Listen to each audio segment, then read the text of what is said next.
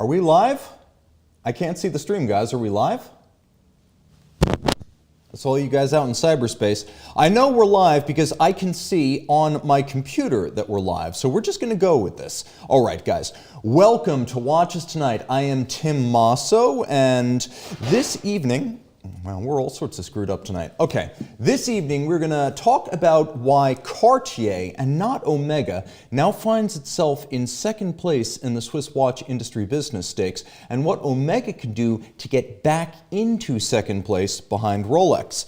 We're also going to play this one by ear a little bit. It's going to be more freeform than our regular shows, but a bit more polished and programmed than last week, because I felt like I owe you guys a little bit more polish in my presentation. So we are going to have a bit more graphical compliments, and I have to remind everyone, while we're warming up with our comedy of errors, check Tim_Masso on Instagram, and you can watch my 60-second reviews until the cows come home. We've got thousands and thousands of them at this point. It's all thriller, no filler, my favorite watches that have crossed my desk. You can see it all on Tim_Masso. Let's see who's in the box. We got Joseph Zamora Jr., Arto Charles. We've got Moto Gunner from Athens, Georgia. Rick on Watches, Slowboy Fuel Pump, John Goodman, Dixon Lee, Michael Everywhere, Vince LaFaux, Bill Wash, 911 Euro, John A. from Wales, UK. We got Slowboy Fuel Pump from Knoxville, Tennessee. And we got Bill Walsh from Northern New Jersey with Joe Tyson, as ever, from Apex, North Carolina. Time Hill, Lloyd Kerr, Tourbillon from New York City. Welcome, guys. I also see one of our friends from Dallas, Texas, Alessio. All right, so as I mentioned, we're going to talk about how Cartier has supplanted Omega in second place behind Rolex. But before we do, instant gratification. Cenk Özdemir of Miami visits New York City with his Patek Philippe 5205G annual calendar, which I adore. Dr. Ben wears his Jochen Benzinger bespoke watch in his Bentley Bentayga SUV. I think I called a Rolls-Royce a Bentley last time, so we're going to fix that. That is, in fact, a Bentley Bentayga. We've got Thomas B., who looks ahead to spring roads with his Rolex Daytona aboard the vintage Ferrari 328. Yup, don't forget, when you de-winterize it for the spring, add oil, and because it's a 328, probably shift directly from first to third until you warm up the gearbox. Kyle A. and his wife doubled the Rolex roster at a live Jerry Seinfeld comedy event, which apparently still exists, but I'm happy to see he's still out there. Wasim Mar wins the Watches and Wheels Stakes with his Mercedes-Benz SLR McLaren and the Andreas Streller Time Shadow. That is a power pairing.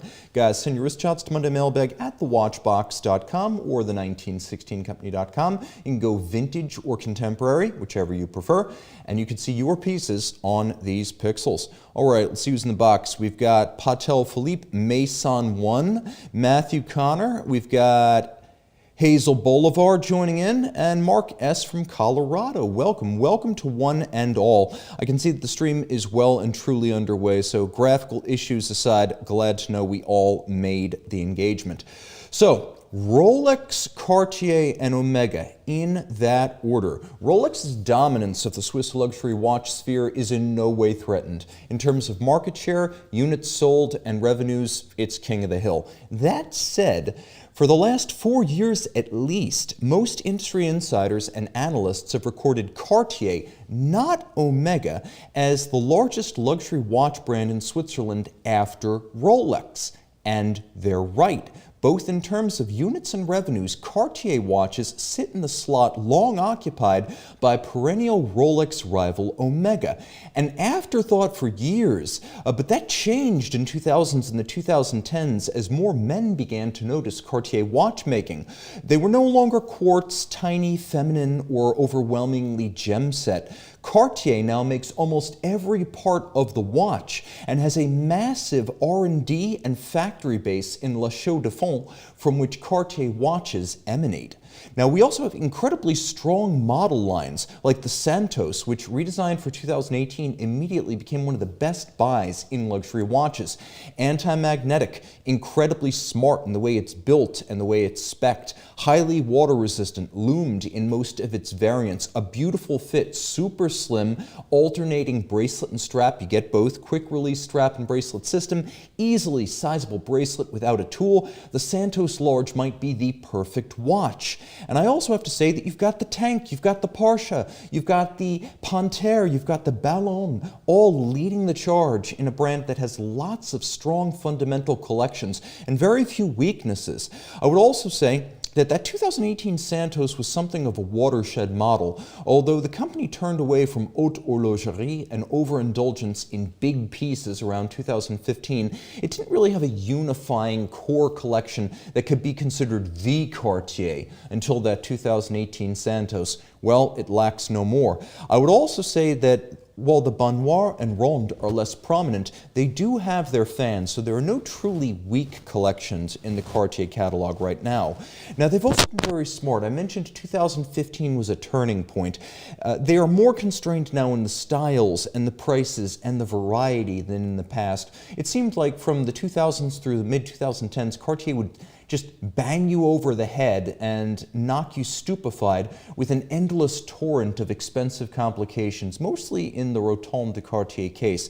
Not anymore. They focused smartly on the $5,000 to $15,000 meat of the market luxury watch, and also strong model families that are universally recognized and respected.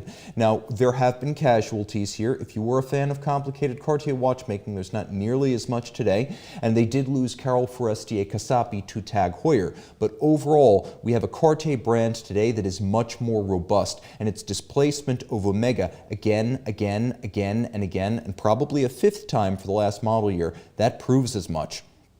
So, a blue chip brand that is, if anything, perceived as more exclusive and expensive than it is, that's Cartier. It's actually quite democratic. There are a lot of Cartier jewelry and watch products you can buy for comparatively little money, but they managed to achieve a sort of marketing alchemy here of having fairly accessible mainstream luxury products, but also being viewed as exceptionally elite and exclusive. And that's where every luxury marketer wants to be. Cartier's got it down to a T.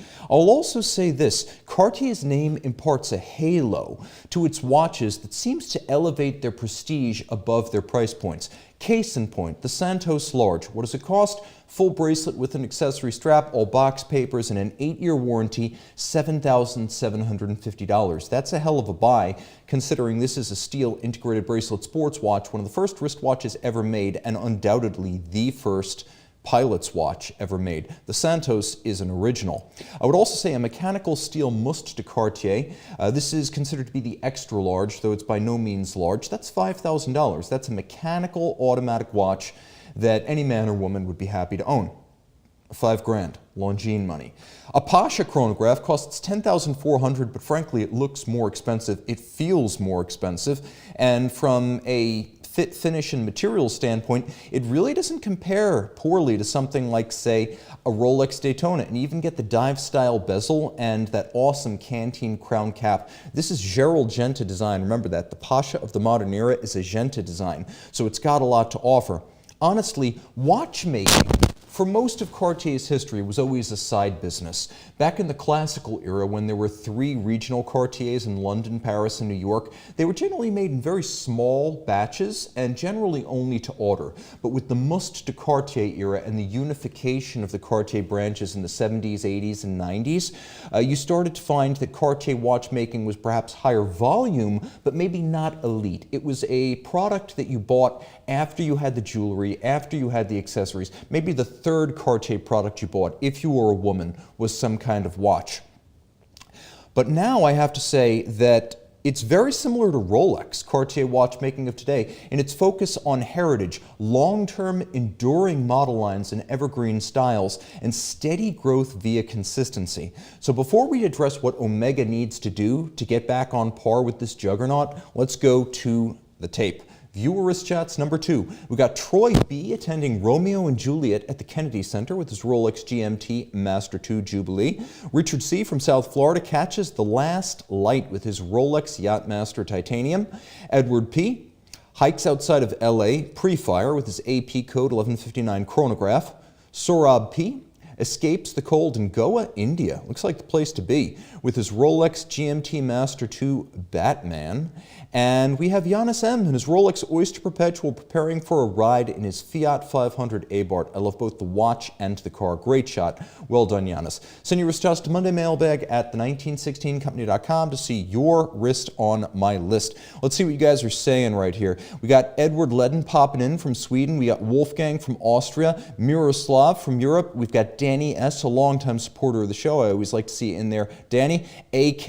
We got Brian Cadwallader saying Cartier is pure class. Grandmaster Chime saying Santos is the true Cubitus. And Fred, my initial question regarding Cartier sales was, is it due to women buying more watches? Not as much as you think. If my YouTube statistics are anything to go by, women are at best maybe 5 out of 100 buyers for mechanical watches.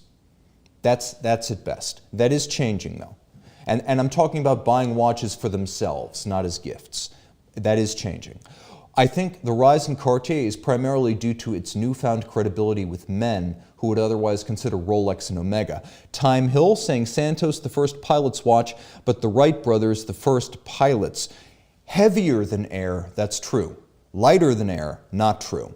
And we got Pintail saying, love my 2007 Santos XL, 38 mil, 100 meter, presence on the wrist without being dainty or precious. Patel Philippe, thoughts on the Cartier Roadster? Should they remake? Absolutely. Of all the discontinued watches, not just Cartier, but especially Cartier, that I hear people ask for revival, the Roadster is always #1. Men love it, women love it. I don't know why it was discontinued, why it wasn't considered a commercial smash hit in its day, why it was the Ballon Bleu was the success of that era and not the Roadster. I will never understand. But the time is ripe for a revival. By the way, guys, Vacheron 222 in steel just launched today. In case you're wondering, it's going to be $32,000, 37 millimeters, stainless steel, blue dial, and I think a 2460 Vacheron automatic movement. That compares to, I believe, $25,000 for an overseas self-winding. Personally, I'd rather throw $25,000 at the market and try to find an original 222, or $32,000 and definitely find an original 222, but I suspect if you have a 222 now, the value will increase substantially because there will be more searches and more people seeing the revival in steel will want the original. All of that said, I'd still rather have the overseas self-winding because I think it's a better watch and you get more for your money, even at the $7,000, well, price premium of the 222. I can't think of any real feature you're getting that the self-winding does not have. The self-winding overseas has a more interesting movement, a better sized movement. It has the removable, easily sizable bracelet with the extra straps. It has just so many features, and the fact that it's an original and not a re-edition, I really like. So you guys let me know, what would you rather have? An overseas self-winding in steel or the new steel 222 from Vacheron? That'll be one of the subtexts of tonight's show. We'll hear what you guys have to say in the box about that. What else is going on right here? Jeff S. saying 2 new Speedmasters dropping tomorrow. If that's the case, let's see if I can preempt. I have some recommendations for Omega. And then Patel Philippe saying, Tim, we just did a show, said the same thing, overseas over the 222 in steel. I do like the 222 in gold, though, from 2 years ago. That was a very nice piece. And what else is going on in the box? Vince LaFoe saying 50-meter water resistant on the 222. Yeah, that, and it's not as anti-magnetic as the overseas. We will have a little note that the 222 hacks, but I can live without that given how much else the overseas offers. And by the way, if you want an overseas that hacks that's the same size as the new 222, just go back and get the 1996 original. Tritium dial, blue or salmon, steel, full bracelet overseas, that's the one to own. Gerard Perigot and chronometer certified movement, very cool. Mason 1 saying, I'd rather have the overseas in steel blue. We have Dr. Kevin Moore saying, I have the overseas in steel, no way I'd trade. D. Wood saying 222 blue is off, would prefer dark gray. The Arc Whaler is all about the overseas, and SLLL saying the 222 is 222 tiny. And Jeffrey Totaro reminding us about the hack. We've got Mark S. saying new steel 222 from me. I don't dispute it's elegant. There is that. And then David Remus saying, I was disappointed by the matte finish on the 222 dial. Shamba Basher saying, steel 222 needs a silver dial. And Smoko saying, I would rather have the 222, all money aside, simply like the design. And Celine Driver, Happy New Year to you. Celine, my man, wearing his Ulysse Nardin Hour Striker, one of his late father's favorites. That is heartwarming to me. Both that you're wearing your dad's watch and that your dad had a taste for very unusual and exquisite watches.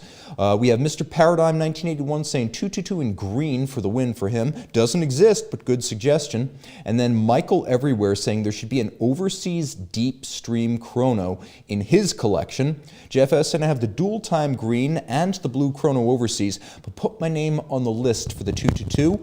And James M. overseas dual time for the 8-inch wrist.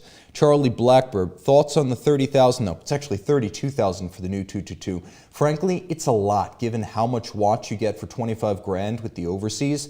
I think even cost equal, it's the overseas for me. Give me a $7,000 discount. I don't even have to think twice. All right.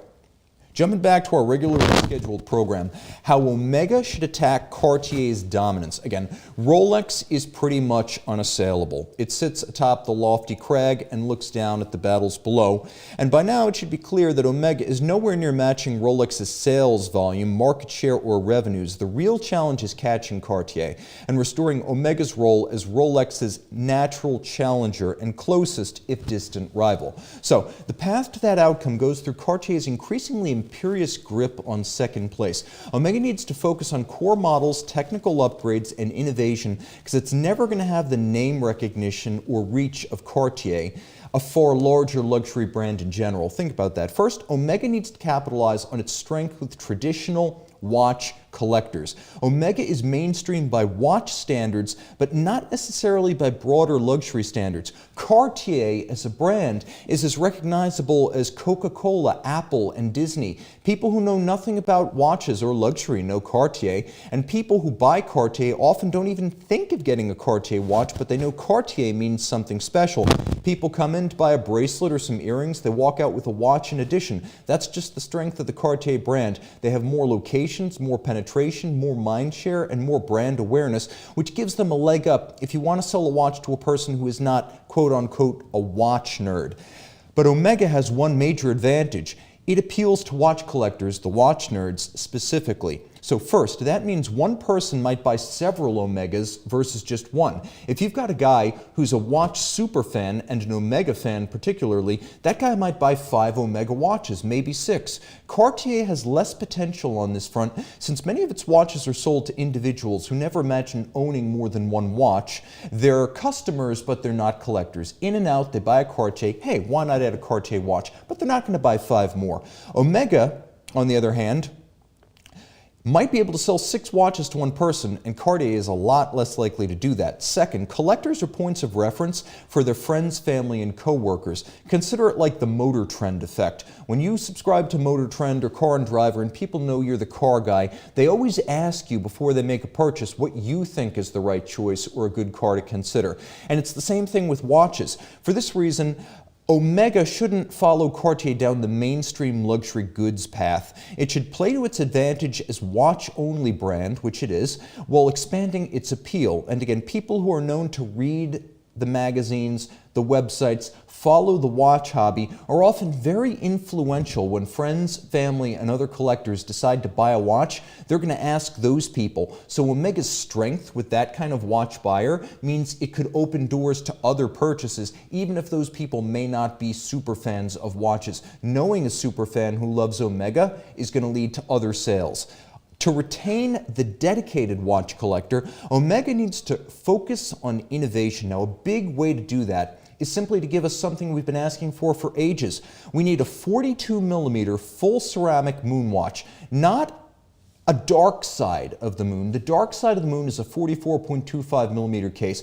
No, the dark side's bigger than what I'm asking for. I'm asking for a true moon watch that is a millimeter for millimeter match that happens to be made in ceramic.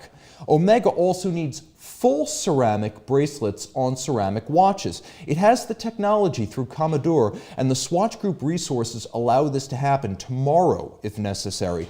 If a ceramic 42mm moon watch happens, then a matching ceramic moon watch style bracelet, if we could jump back to the moon watch, that needs to happen too. And it doesn't have to be too expensive. We also know that Omega and Swatch Group and Blancpain have made very tiny fiddly parts out of ceramic that are durable enough to use every day. Look at the 50 Fathoms bathyscaphe in ceramic with its matching ceramic pin buckle.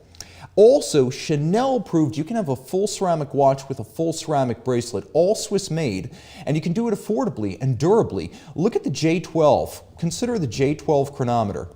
This is a $5,700 watch released in 2019, and you've got a chronometer, full Swiss construction, mechanical automatic winding, and a full ceramic bracelet to match the full ceramic case. And that was $5,700 in 2019. Omega, with its economies of scale and Swatch Group technologies, should do the exact same thing if it launches a true ceramic moon watch, also make it available with the ceramic bracelet. Now here's the thing, Rolex doesn't do this. Rolex doesn't offer ceramic watches, and Cartier largely doesn't offer ceramic watches. Also, Breitling doesn't prolifically offer ceramic watches. It would be a real difference maker for Omega in its peer group. Also, we need a new base caliber. Omega's circa 2007 8500 family was a world beater when it launched, but it's fallen behind the times. Now true, there have been upgrades, complications were added. There was the master chronometer certification and the SI14 silicon enhancements, but the development here has run its course. It's too thick, 5.5 millimeters for an automatic, 7.6 millimeters for a chronograph. Add any other features like a second time zone and a moon phase, and it gets downright unwieldy. The modular complications only exacerbate the thickness.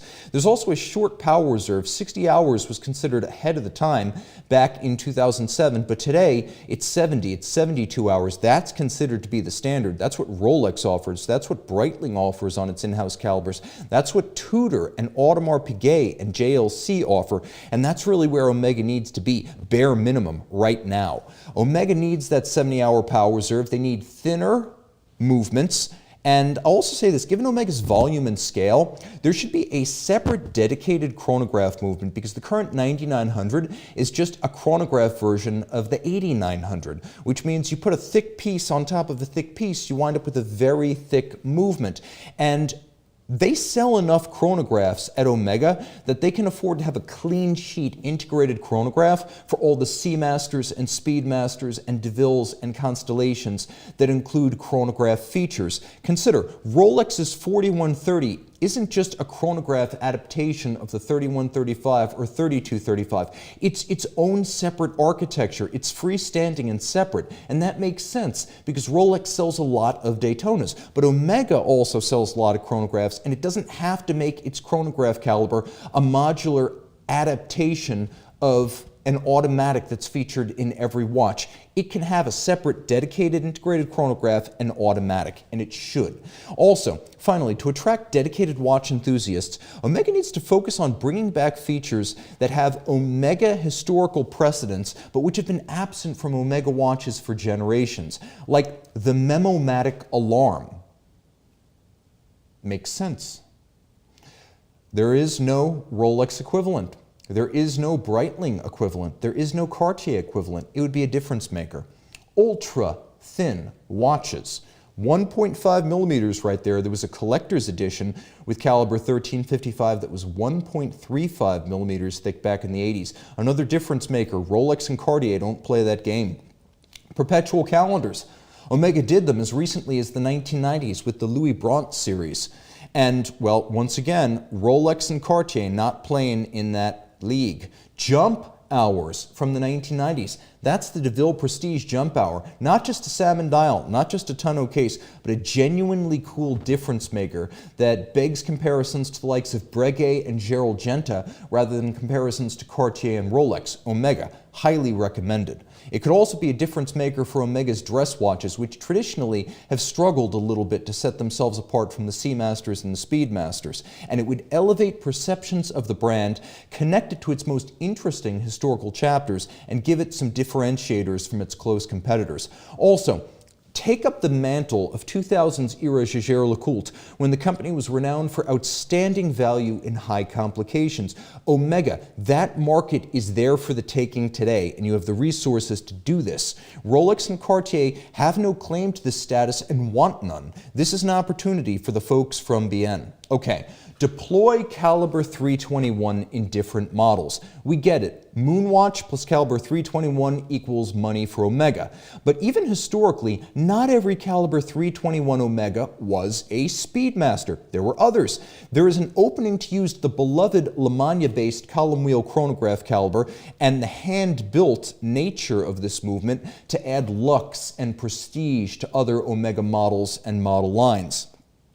The DeVille, the Constellation, even the Seamaster might be ready and waiting for an upgrade by looking back to the column wheel era, use the same one-man, one-watch approach that the current 321 shop dedicates to the Ed White, and build some other prestige Omega models with caliber 321. I think there's a lot of scope to expand here, and by spreading the caliber 321s around, you avoid diluting the Ed Whites that are already out there by building too many more of them. Having a smaller number of Ed Whites, in addition to other low-volume column wheel chronograph watches, means that all of them are going to be relatively scarcer going forward, which protects the people who wait on lists to get these things, and that's keeping the faith with your clientele. I would say that imagine a manual wind Globemaster chronograph with a pie pan dial there. That would be red hot. Think about the possibilities. Omega, this is there for the taking, the low-hanging fruit. Put two and two together, please. Make this happen. And again, keep the one-man, one-watch, handcrafted approach that currently makes the 321 Speedmasters so special. Now, viewerist shots number 3. Warren flies his Boeing 737 with the Breitling Chronomat GMT in Connecticut. Robert C. takes a winter hike with his 1916 sourced IWC Pilot's Watch Chronograph Green. Thank you for trusting our company. Matthew W. features his Squale 50 Atmos Diver and Sister the Dog, watches and whiskers. Peter L. and his Blancpain 50 Fathoms Bathyscaphe explore Joshua Tree National Park. Beautiful shot. And we've got Neil B., who showcases an actual Blue Angels pilot wrist with his factory-provided Breitling Chronomat. Looking very cool right there. Send your wrist shots to mondaymailbag@thewatchbox.com or the1916company.com, depending on whether you prefer contemporary or vintage email addresses. Okay, let's jump into the chat box, see what's going on here. All right, 362 viewers. Guys, you just made my day. Can we get to 400 before we're done with this? Can you make that happen outside of Watches and Wonders or Basel World or SIHH or Geneva Watch Days? Can we set some sort of January record here for this channel? We have Jeff S. saying, I own all 3 321 Speedmasters. You are the man, and you are absolutely the guy who would get that pie pan dial caliber 321 Globemaster chrono. We've got a note from Ches owner saying, an Omega micro rotor would be incredible. That's true. That's really cool. That's a great idea, especially with Breitling re-expanding Universal Genève into a premium brand atop Breitling. It might be time for Omega to have a micro rotor of its own, a differentiator, I can say. Doc Mick in Florida saying also that Omega needs their own micro rotor. This is a great idea from you guys. We also have SLLL saying, how about an Omega rectangular dress watch? I like the idea, like the 1951 Toledo and 51 and 52 Toledo, but with that jump hour movement that we just saw. That would be really cool. Scott Smith saying, Omega needs to make a $500,000 minute repeater. That would be a game changer. I think they kind of do. I think that exists now. And then we've got Dane saying, I have the white dial Globemaster, so much potential to expand that line, and I got to agree. And then Mr. Paradigm 1981 saying, Omega micro rotor in a CK859. I really like where you guys are going with this. There is a wealth of connoisseurship and imagination in this box. Omega, wherever you are, whoever you are, I hope you're watching live. And then we've got Adam Abraham joining in. Adam, thank you very much. And Celine Driver saying, I think Omega might consider doing more cases with exotic materials and or precious metals, maybe even platinum. They do platinum, but on a very low volume basis. They usually introduce a few new platinum pieces each year. It's a very under the radar type thing. We also have MASH saying, your preference of watch is super subjective, and I personally wouldn't base it on popularity. If you did smartwatches would top your list. Well, I'm trying to find a balance between increasing Omega's popularity and maintaining the integrity of the brand. And I think you can see what I'm doing there. I think that's a reasonable assumption. Don't go too far in either direction. We also have a request for a full ceramic Speedy with a 321, preferably in a Moonwatch case size. All right, guys. We also have a really cool thought from Kianbani saying, thoughts on Omega F300? Well, he's asking, worth buying a tuning fork from the brand? First of all, yes, because the Omega tuning fork could be chronometer certified, where the Bulova ones could not. And second, I think it would be even cooler if Omega brought that back. Forget the Caliber 321. Could you imagine Omega breaking the internet with a tuning fork watch in 2025? Guys, please start the letter writing campaign now. All right, jumping back to the regularly scheduled program. We've covered the moves Omega should make to keep the faith with buyers who identify as series and serious collectors. But Cartier's success has been built on volume watch sales to non-collectors. So what should Omega do to draw interest from mainstream luxury buyers, possibly looking for just one good watch or a watch to give as a gift? Well, first, we need thinner watches. Rolex and Cartier watches are generally quite thin today, and Omega needs to remember that. With no METAS, coaxial escapement, twin barrel drive, magnetic immunity, or George Daniels connections, the Rolex and Cartier lines sell magnificently. Fit and elegance born from thin profiles make it possible, emphasizing what's really important in the industry. And if you want to bring in mainstream luxury wires, remember, those mainstream luxury buyers, they care about fit, feel, and appearance and proportions. Aesthetics and ergonomics are on par with price among the three factors most important to people who are not necessarily watch lifestylers like you and me. This Planet Ocean chronograph was 19.1 millimeters thick when I measured it. This annual calendar Globemaster was thinner at 15 millimeters, but that's 15 on a dress watch, still too much. Here, we have the 2022 redesign of the Speedmaster 57 with manual winding, but even at 13.2 millimeters, it compares unfavorably to the 12.2 millimeter thick automatic winding, and I emphasize that automatic winding, steel Rolex Daytona. So, thinner watches. Omega needs to lay down a ground rule for every model family redesign to measure thinner than the outgoing model. And you can only hack the winding system off a movement so many times. And by that, I mean we need a new family of base Omega calibers that are thinner to begin and thin as automatics, not thin as decapitated automatics turned into manual movements. That's what Omega did with that second generation Speedmaster 57. They took the 9900, they lopped off the winding rotor and the winding bridge. That made it thinner, but also less capable. And automatic watches, that's where the meat of the market is, and that's what the one watch buyer generally wants, the mainstream luxury buyer who happens to buy a watch. That person wants automatic winding. In other words, the need for new base caliber or calibers is as relevant to the casual buyer as it is to winning the money of the committed watch collector. Women are another reason Omega needs to think about thinner watches across the board. At Cartier, even watches branded large or extra large are merely normal sized by most objective standards. Women increasingly buy men's models when the fit works for them, and Cartier has far more two-way wearable watches than Omega does, where there does still seem to be a sharp break between a men's sized watch and a women's sized watch.